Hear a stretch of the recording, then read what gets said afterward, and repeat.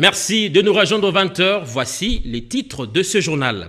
Après pénurie de l'or noir, la ville de Kisangani connaît une flambée de prix de carburant, une situation économique dramatique. Vous verrez des longues interminables files d'attente devant les rares stations-service encore opérationnelles dans cette partie du pays. Deux dossiers dans ce journal. Le premier est entré à la problématique de la transformation et évacuation de produits agricoles en République démocratique du Congo qui connaît un sérieux souci de manque d'usines et de routes des dessertes agricoles. Le deuxième dossier concerne le masque produit localement en République démocratique du Congo. Cette période de crise sanitaire liée à la Covid-19, une nécessité pour les Congolais, c'est une aubaine pour nos couturiers. Question de sauver des vies, également de se faire de l'argent. Et toujours dans ce même journal, vous aurez droit à la rétrospective de la semaine. Bonsoir et bienvenue à ce journal magazine. D'abord, l'actualité.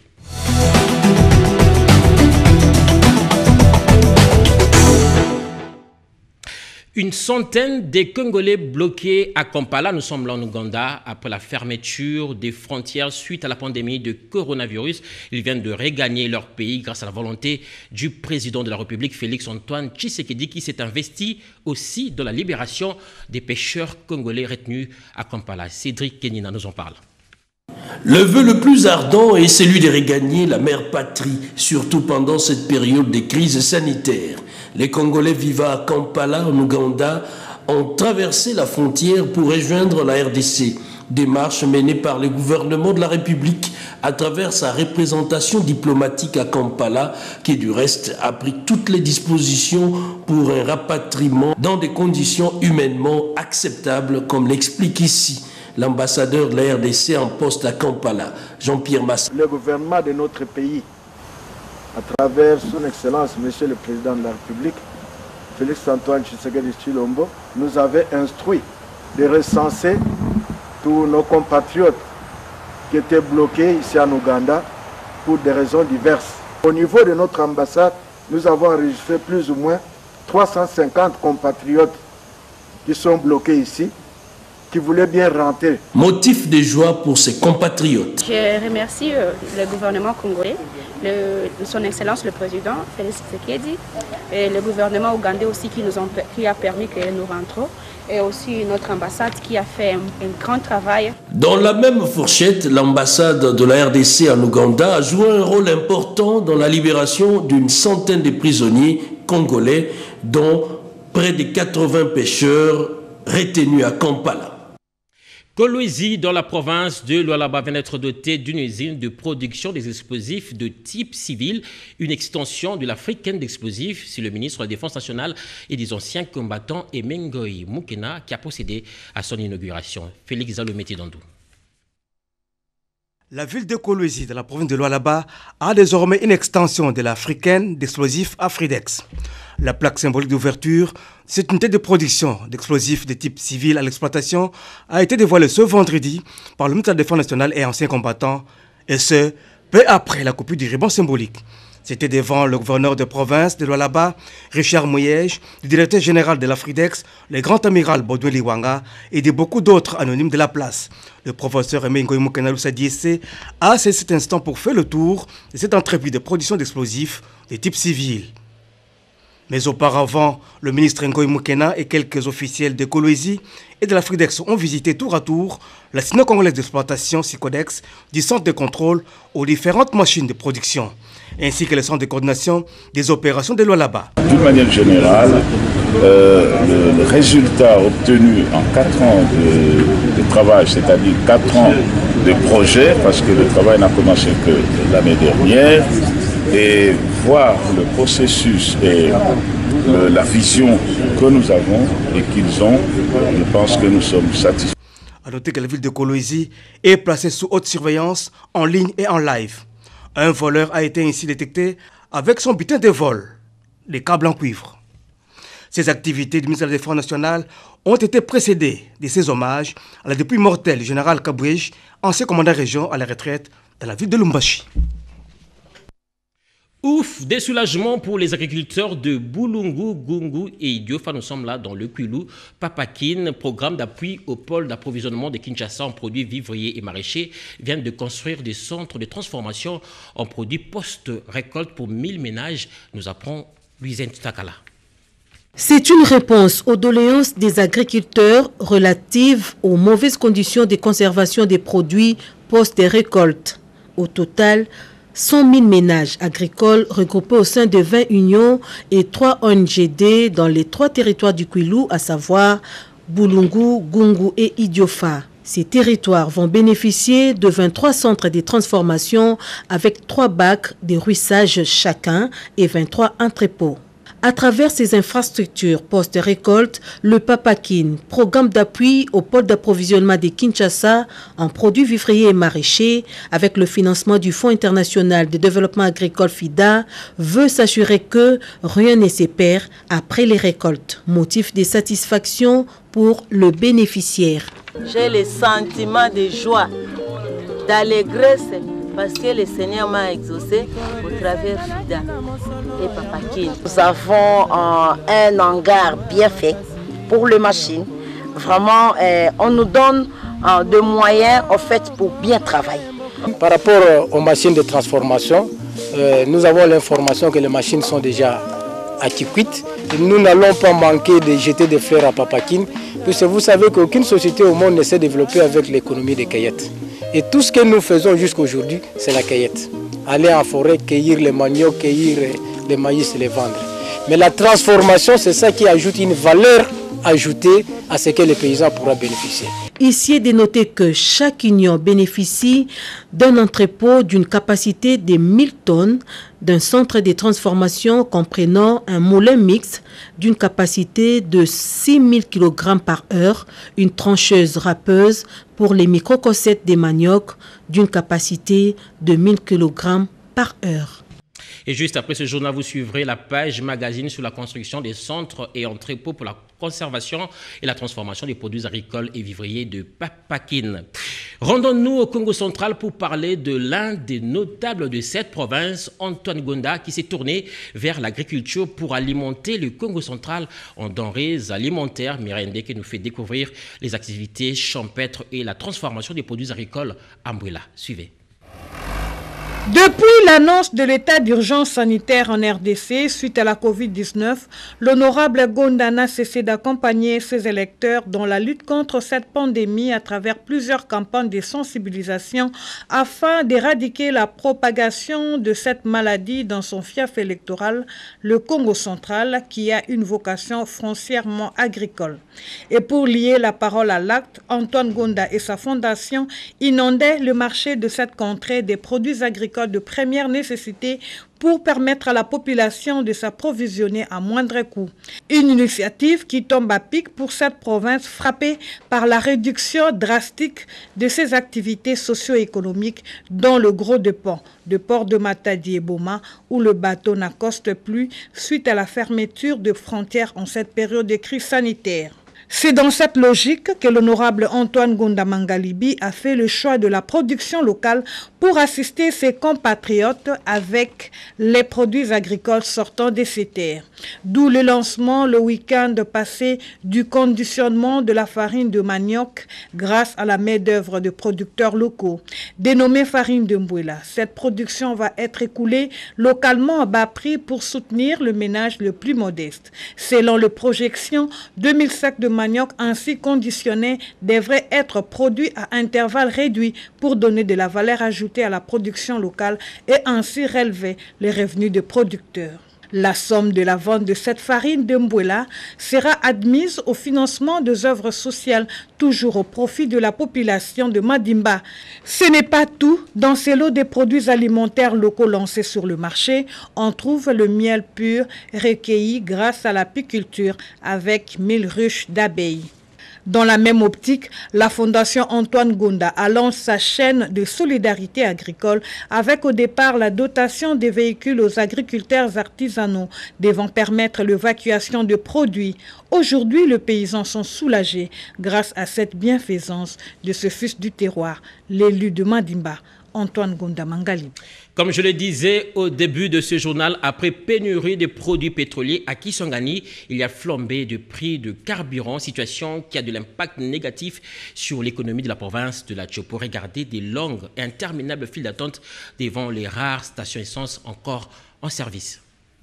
Et interminable file devant les 4 stations essence qui s'approvisionnent à partir de Kinshasa, la CEP Congo en rupture des stocks de carburant, les importateurs de l'Est qui disposent des stocks refusent de vendre à perte au taux de 1400 francs édicté par le gouvernement central. La population ne sait plus à quel sens se vouer. Voilà les calvaires que vit la ville de Kisangani depuis plusieurs jours. La situation est devenue intenable malgré l'intervention du gouverneur Ouali de faire respecter la structure des prix. Quelques usagers trouvés dans ces stations donnent de la voix. Le ministre de l'économie nationale a dit que les carburants sont vendus à 1400 francs congolais. C'est nous tuer.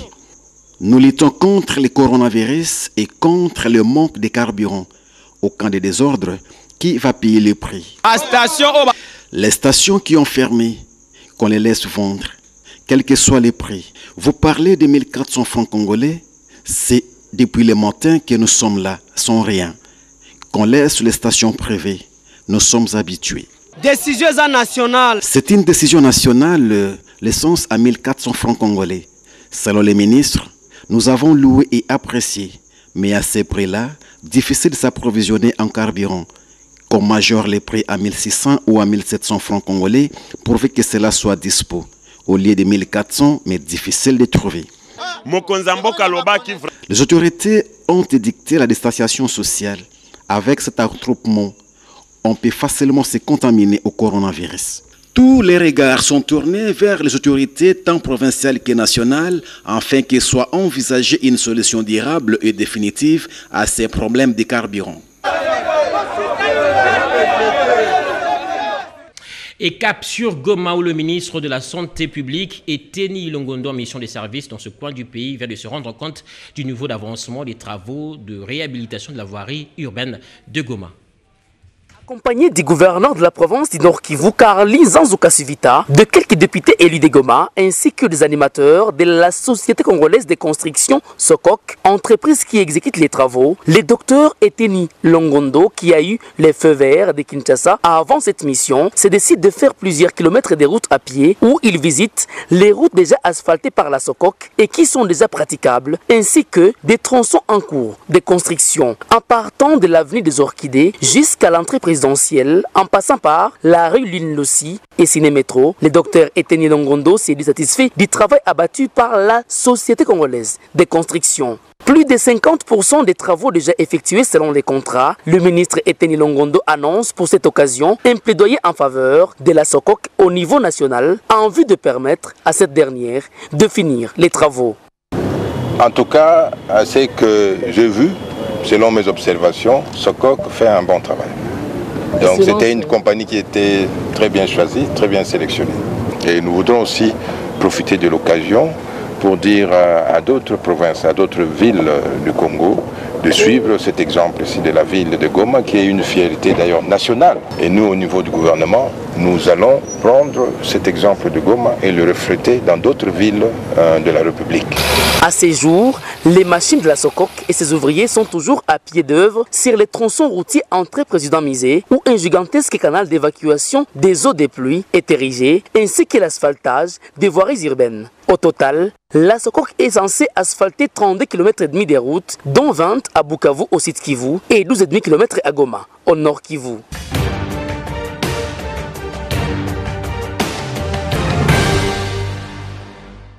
Et ouvrons à présent notre rubrique rétrospective de la semaine avec le président de la République, Félix-Antoine Tshisekedi, qui a procédé au lancement du programme multisectoriel d'urgence d'atténuation des impacts de la Covid-19 face aux affres de cette pandémie mortelle. Et le chef de l'État, Félix-Antoine Tshisekedi, a aussi participé par vidéoconférence au sommet Chine-Afrique sur la solidarité contre le coronavirus. Semaine du président, c'est avec Pierre Kibambeso-Moïsa. Premier vice-président de l'Union africaine, le chef de l'État, Félix-Antoine Tshisekedi Tshilombo, a pris une part active le mercredi 17 juin par vidéoconférence au sommet Chine-Afrique sur la Covid-19.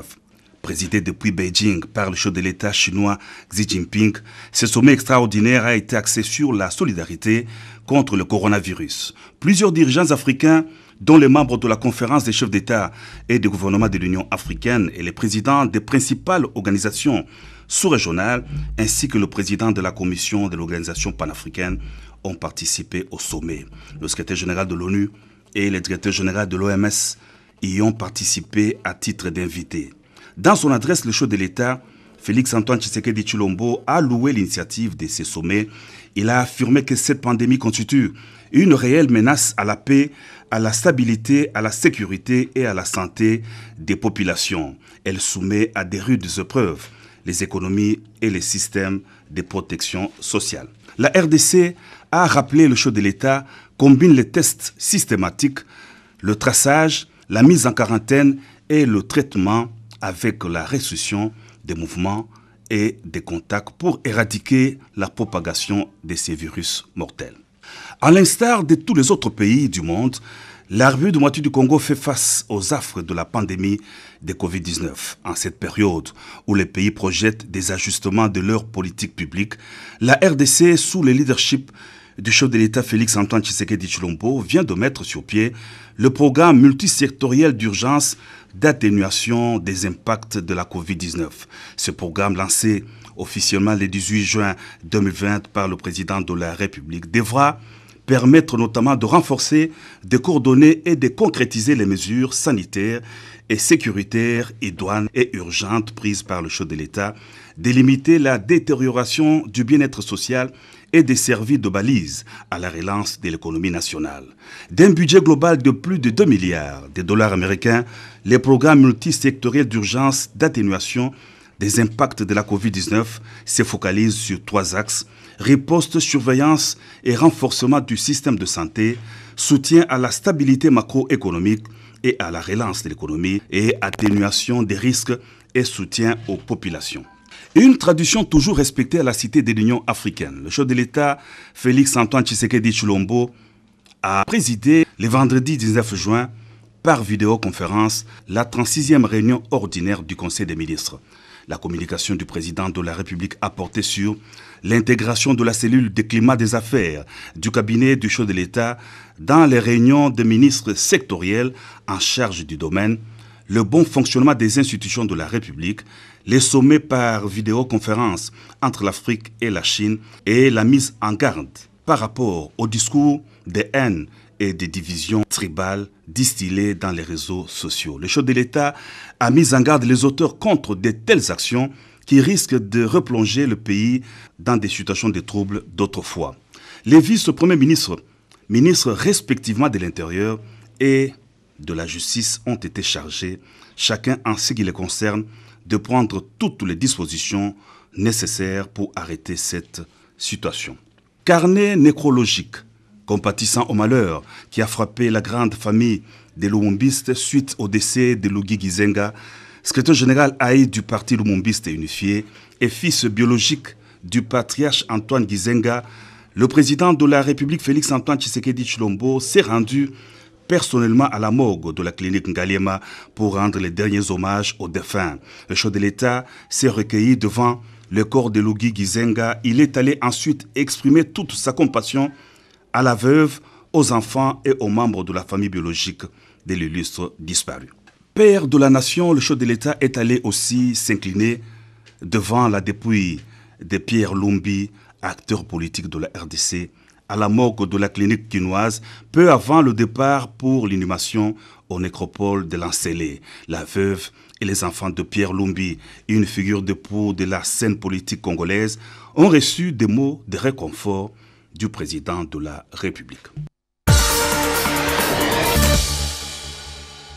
La semaine qui se termine a été riche en événements. On peut citer entre autres les résultats de l'autopsie sur le dauphin juge Yanni, rendu public par le ministre de la Justice, aussi la célébration de la journée de la lutte contre le drépanocytose, autant de sujets qui ont marqué l'actualité de la semaine qui s'achève, signé Bobette Yenga. La semaine s'ouvre par ce contrôle parlementaire à l'Assemblée nationale. D'abord avec le ministre de la Santé et le docteur Mouyembe sur les informations faisant état de l'achat des décès des malades du Covid-19. Autres membres du gouvernement conviés à l'Assemblée nationale puis au Sénat, le ministre de l'Intérieur sur l'insécurité dans le Haut-Katanga, le ministre d'État de l'EPST Willy Bakonga sur la gratuité de l'enseignement, le ministre des Droits humains sur la garantie du droit fondamental, notamment dans la protection des vies humaines. Lutte contre le coronavirus, la RDC parmi les 15 pays bénéficiaires d'aide sanitaire de solidarité du Royaume du Maroc. C'est une aide médicale constituée des masques Charlotte, visière, blouse, gel hydroalcoolique, chloroquine et azithromycine. Pendant ce temps, les habitants du quartier Badara sont dotés des forages d'eau ouvrage pour faciliter à observer des mesures barrières.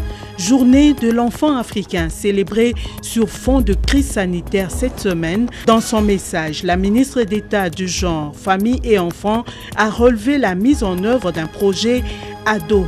Discutons RDC pour le partage des réalités et autres connaissances nécessaires en vue de mener des plaidoyers en faveur des bien-être des enfants. Autre célébration de la semaine, c'est la journée de lutte contre la drépanocytose. Occasion pour la première dame de la République, Denise Nakirou Tshisekedi, de faire un plaidoyer auprès du gouvernement pour l'amélioration de la prise en charge de cette maladie. Elle vise également l'appui des centres existants et surtout faire avancer la recherche dans ce domaine. En justice, le juge Raphaël Yanni est mort d'une hémorragie intracrânienne due au traumatisme. C'est le résultat de l'autopsie sur le corps du défunt rendu public par le vice-premier ministre, ministre de la Justice, Tunda Yakasende. Quelques membres du gouvernement autour du Premier ministre cette semaine pour évaluer l'état d'avancement du programme agricole volontariste pour la production intensive des plusieurs denrées de première nécessité, notamment le riz, le maïs, le manioc et le haricot. Le ministre de l'Agriculture annonce 3000 tonnes de riz produits à Kimpese pour inonder le marché local. Renforcement du système éducatif de la RDC, la Banque mondiale disponibilise une enveloppe de 800 millions de dollars américains pour appuyer la gratuité de l'enseignement et la paye de nouvelles unités en RDC. Des hommages, il en a été question cette semaine auprès de Lougi Gizenga, secrétaire permanent du parti Lumumbiste, et à Pierre Lumbi au Congo, deux grandes figures politiques de la RDC.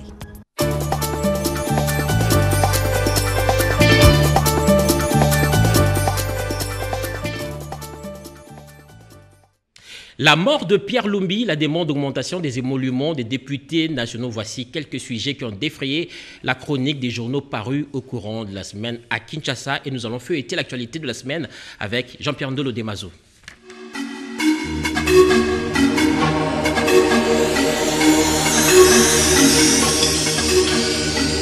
Un appel lancé aux députés nationaux pour se désolidariser de la démarche de la présidente de l'Assemblée nationale qui demande un complément de rémunération de 2000 $ pour les élus du peuple. La livraison est de Desk Echo qui relaie le tweet de Fed Baouma du mouvement citoyen Lucha. Politico.cd lui évoque l'exigence des professeurs de l'université de Kinshasa, celle de la publication de rémunération de toutes les couches socio-professionnelles du pays, la présidence, le parlement, le gouvernement et les cours et tribunaux. Cour constitutionnelle, la prospérité parle de déboutement de Jean-Marc Kabound. Le premier vice-président déchu de l'Assemblée nationale n'a donc pas obtenu gain de cause à l'affaire qui l'oppose à la chambre basse du Parlement. Jean-Marc Kabound ne s'avoue pas vaincu.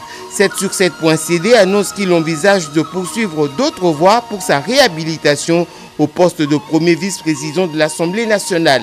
Radio Okapi annonce l'arrestation du directeur financier de la maison civile du chef de l'État. Célestin Mwambi est accusé de détournement présumé de plus de 2 millions de $ américains. Procès 100 jours, le potentiel.cd lâche Le juge Raphaël Yahi a été tué.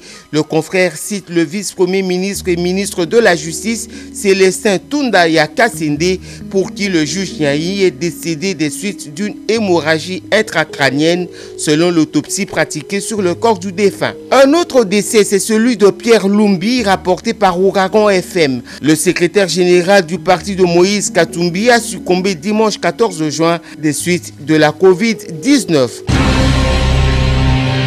Média Plus Magazine fait un clin d'œil au ministre de l'Environnement et du Développement rural qui, en réponse aux députés nationaux, croit dur comme fer que les solutions de nos innombrables problèmes se trouvent dans la nature. Pour Média Plus Magazine, le ministre Claude Yamugabo est un chef commando qui a fait de la préservation de la nature son cheval de bataille.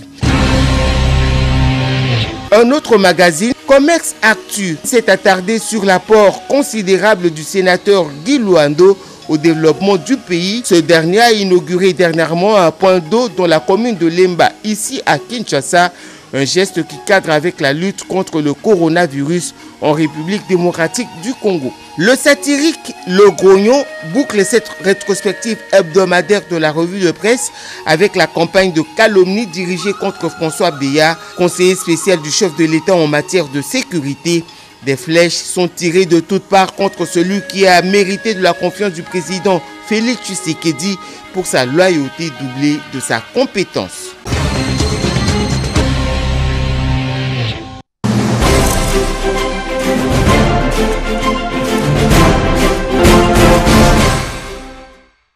Le premier dossier de ce journal a trait à la problématique de transformation et évacuation des produits agricoles après récolte. Les agriculteurs éprouvent d'énormes difficultés pour évacuer leurs produits vers le centre des négoces, faute de transport et routes et dessertes agricoles. Un autre problème, le manque d'usines de transformation, d'où ils lancent ce cri de détresse à l'endroit des autorités du pays. C'est un dossier d'Angèle Mabialalande. Jusqu'à quand subsistera en République démocratique du Congo le paradoxe, pays potentiellement riche en ressources naturelles, mais dont la population vit une misère indicible? Le pays a tout. C'est un scandale géologique, avec plusieurs millions de terres arables et irrigables, avec une hydrographie sans pareille, des climats variés et une pluviométrie excellente, un peuple jeune et dynamique, mais sans travail. Comment expliquer que ce pays Eldorado, tant convoité et vanté, reste l'un des pays les plus pauvres au monde? Dans le contexte de la situation socio-économique précaire, l'industrialisation reste la seule stratégie qui s'impose. Mais pour qu'on puisse produire plus, c'est de créer des entrepreneurs dans la chaîne des valeurs. Depuis la fabrication des engrais, la semence, de savoir apporter ça à ceux qui sont les cultivateurs ou les paysans. Ensuite, il faut savoir récolter, stocker, emballer, transformer pour arriver à la distribution. Il faut impérativement la substitution des produits locaux bio par des marchandises importées, d'ailleurs parfois de mauvaise qualité. Quelques opérateurs congolais qui se livrent dans les activités industrielles se plaignent. Il y a moyen de pouvoir produire, transformer et distribuer donc, dans notre propre réseau à nos autres. Et c'est cette promotion-là que je voulais faire pour pouvoir inciter donc, les Congolais à pouvoir consommer local et à pouvoir transformer. Cependant, l'industrialisation en République démocratique du Congo reste largement tributaire de l'étranger dans ses approvisionnements en matières premières et bien d'équipements. À titre d'exemple, elle est incapable de produire en quantité suffisante pour combler les déficits alimentaires en produits manufacturés made in Congo. Il n'y a pas de route dans nos villages, les produits périssent et nous subissons des pertes énormes. Que les autorités mettent en place des usines pour la transformation des produits, cela va nous soulager. Nous venons de très loin pour acheter ces produits, mais nous courons beaucoup de risques. Il n'y a pas de route, pas de pont. Cette situation nous dépasse.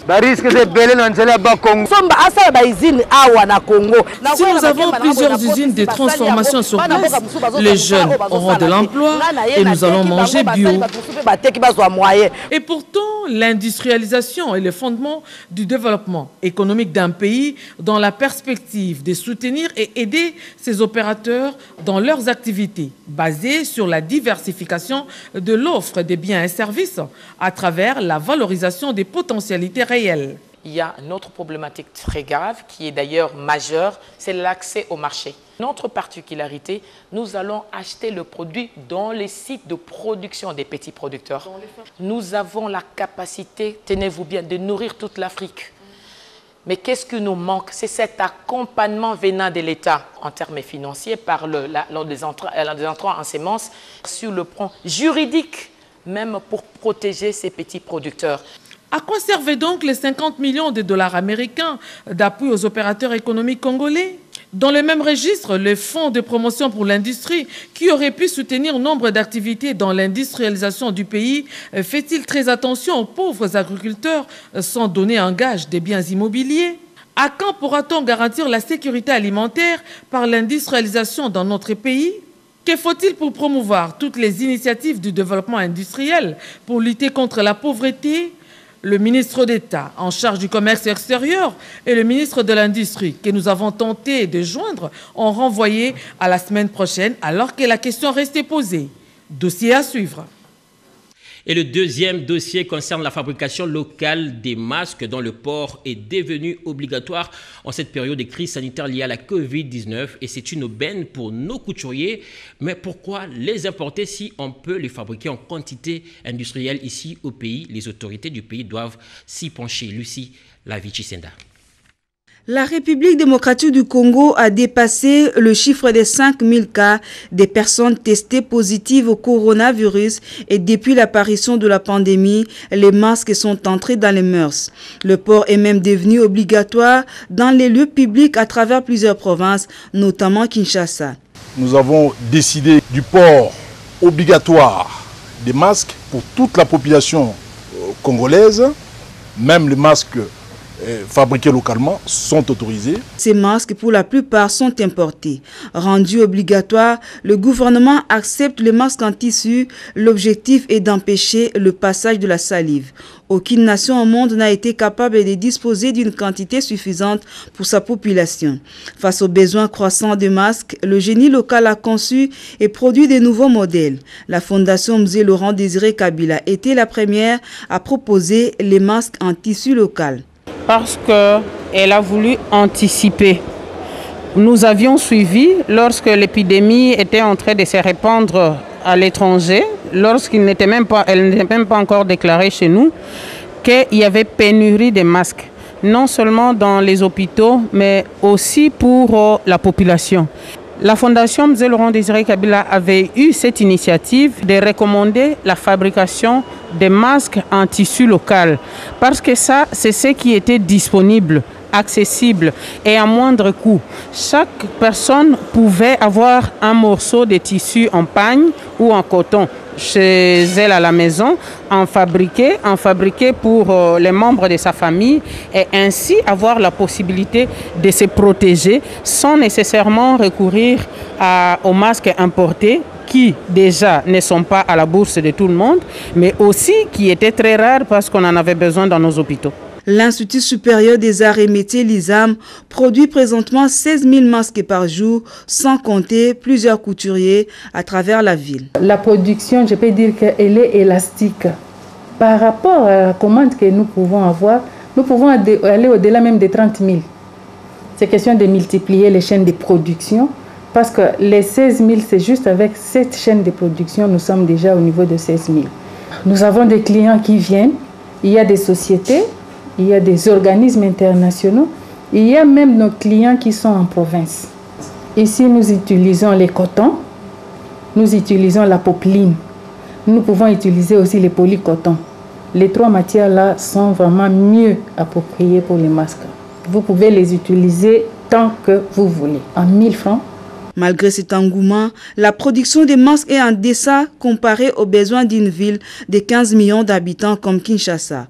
En signe de solidarité, plusieurs personnes physiques et morales s'emploient à distribuer des masques à la population et le secrétariat technique de la riposte de la maladie à coronavirus ne cesse de recevoir des dons composés de masques. Tous ces dons n'ont pas encore atteint la barre d'1 million de masques fabriqués localement. Le gouvernement congolais promet la distribution gratuite de 15 millions de masques fabriqués localement. Les soumissionnaires sont déjà connus et les modèles aussi. La main-d'œuvre locale est donc valorisée en ces moments où les importations sont suspendues.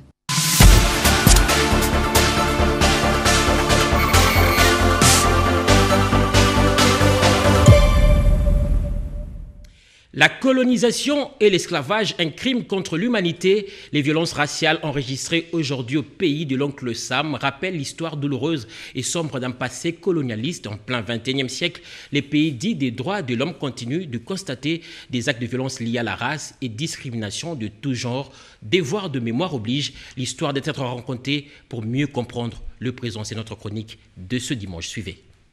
Après la mort tragique de George Floyd à Minneapolis, aux États-Unis d'Amérique, ce noir américain de 46 ans est devenu le symbole mondial des victimes des violences policières liées à la race et autres atteintes aux droits de l'homme. Sa mort va provoquer des vagues de contestation à travers le monde, une indignation qui va traverser les frontières américaines et va se transformer en mouvement d'opposition contre un passé douloureux de l'esclavage, de la colonisation et les discriminations dont sont victimes les Noirs. Et comme conséquence, aux États-Unis d'Amérique et dans d'autres pays du monde, plusieurs monuments et statues des explorateurs, des colons, aussi des confédérés, ont été les cibles de contestations antiracistes. Ces œuvres d'art qui rappellent l'histoire pathétique subie par des Noirs ont été abattues, démontées et abîmées pour exprimer le ras-le-bol. C'est le cas des statues de Christophe Colomb, ce navigateur génois de l'Espagne qui a découvert l'Amérique, attaqué à Boston, à Miami et en Virginie aux États-Unis d'Amérique. Situation qui a obligé la démocrate Nancy Pelosi de la Chambre de représentants de monter au créneau pour appeler à retirer les statues des confédérés du Capitole, symbole d'oppression qui célèbre la haine. Aussi, elle a demandé la rebaptisation de certaines écoles et bases militaires qui portent encore les noms des généraux confédérés responsables de la mort des milliers de Noirs américains esclaves qui cherchaient à arracher leur liberté. Même à Bristol, au Royaume-Uni, la statue d'un négrier a été déboulonnée. Il s'agit de la statue d'Edward Colston, un marchand d'esclaves mort au XVIIIe siècle qui a été piétiné, traîné au sol et jeté dans la rivière. Aussi, le monument de Winston Churchill, ancien Premier ministre britannique, qu'on retrouve près du Parlement, a été vandalisé à Londres. En France, la statue de Colbert, ancien ministre de Louis XIV, lui qui a été initiateur en 1685 du Code noir qui a légiféré l'esclavage dans les colonies françaises, a été arraché devant l'Assemblée nationale et remplacé à la demande du président français Emmanuel Macron par la statue d'Adama Traoré, un jeune homme noir de 24 ans, mort des suites des violences policières en France en 2016. Et en Belgique, des voix se sont levées pour exprimer de l'indignation et dénoncer les méfaits de la colonisation du Congo belge, aujourd'hui République démocratique du Congo, de 1885 à 1960, alors que l'État indépendant du Congo était une propriété privée du roi Léopold II. 60 ans après l'indépendance de la RDC, les activistes contre le racisme sont descendus dans les rues de la Belgique pour vandaliser et démolir les bustes de Léopold II et du roi Baudouin. Des statues qui trônent sur la place publique en Belgique à la gloire des colonisateurs. Ces œuvres heurtent les sensibilités et blessent toute une communauté, faisant penser aux exactions et atrocités largement documentées. Les mains coupées dans les plantations de caoutchouc en guise de sanctions pour ceux qui ne produisaient pas assez. Des travaux forcés accompagnés de la chicotte, un traitement infrahumain. Sur cette liste, on peut ajouter la confiscation des terres inoccupées obligeant des indigènes réquisitionnés afin d'y travailler au profit de Léopold II. Des actes cyniques de la colonisation. Par ailleurs, d'aucuns soutiennent que le passé colonial est un motif de fierté pour sa mission civilisatrice. Calvin Suarez Nchal, député au Parlement de Bruxelles, milite pour le retrait de certains signes coloniaux et pour les autres les replacer dans un contexte bien donné pour un devoir de mémoire. Les législateurs occidentaux doivent voter des lois sanctionnant toute forme de discrimination et atteinte aux droits humains. Également bannir les injustices sociales entre la race blanche et noire. Favoriser le métissage culturel pour une meilleure intégration entre communautés dans une société où règne l'harmonie et la paix. Poursuivons ce journal, rendons-nous à la colline inspirée où la faculté des sciences de l'université de Kinshasa vient d'être dotée d'un lot important des matériels de laboratoire en faveur des étudiants pour un meilleur apprentissage. Rodépanda, Guy Blaise Kitiki.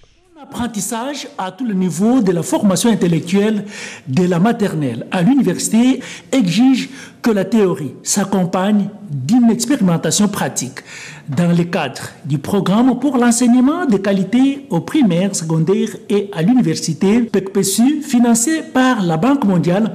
Un lot important de matériel de laboratoire a été remis à la faculté des sciences de l'université de Kinshasa. Les bénéficiaires, personnels enseignants et étudiants de la faculté des sciences de l'UNIKIN apprécient avec une profonde gratitude cet appui matériel du gouvernement de la République. C'est un nouveau système que nous voulons introduire au sein de la fac, le système LMD.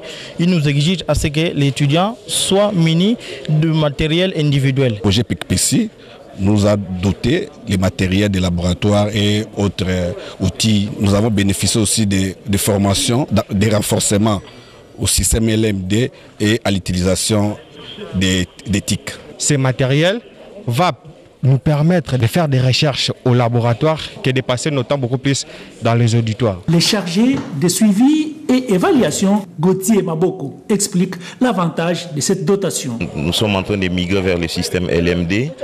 Et qui dit LMD dit équipement, une autre façon d'enseigner. C'est pourquoi nous avons pourvu tous ces équipements des laboratoires des sciences, donc chimie, physique, biologie, pour justement permettre aux étudiants de bien apprendre et aux enseignants d'enseigner autrement. Ce sont les moyens que le gouvernement a mis à la disposition de l'université avec le financement de la Banque mondiale.